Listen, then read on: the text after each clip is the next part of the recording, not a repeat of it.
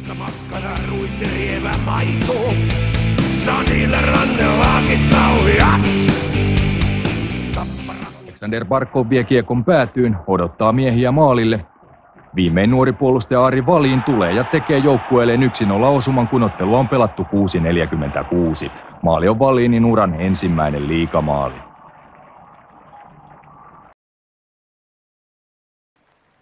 Viisi minuuttia myöhemmin Rami Alanko istui jäähypenkillä, kun Tappara lisäsi johdon jo 2-0. Mikko Pukan kauden ensimmäiseen maaliin annettiin syöttömerkinnät Miska Kangasniemelle ja Petri Koskiselle.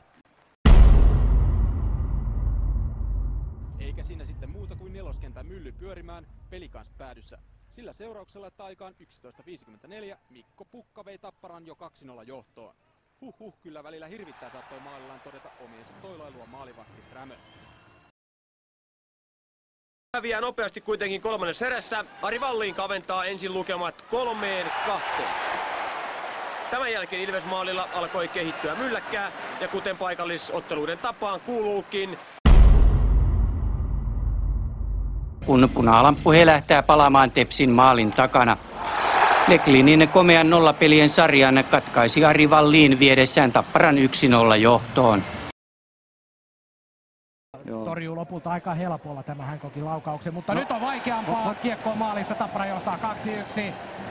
Puolustajan veto menee helposti sisään ja numerot vieraille ensimmäistä kertaa. Mikko Pukka ampuu onnekkaan maaliin.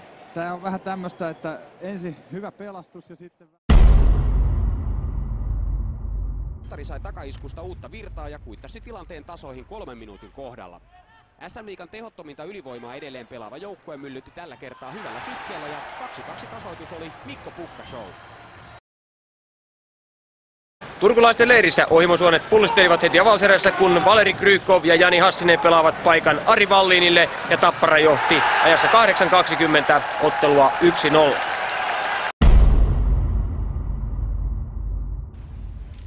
Kolmannessa erässä Tappara pääsee peliin hiukan mukaan. Ari Wallin lyö toisen ja tilanne oli 3-1.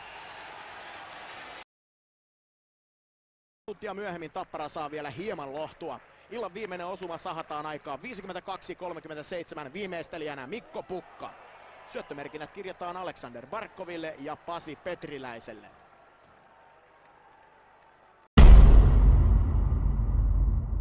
Kuudessadas liigaottelu tänään. Tappara tulee ja sitten on paikka maalin edustalla ja se on Pukka! Se on Pukka Party, joka pyörähtää käyntiin! Tappara siirtyy 4-2 johtoon. Minä oli kotijoukkueen tasoitusmaalin vuoro.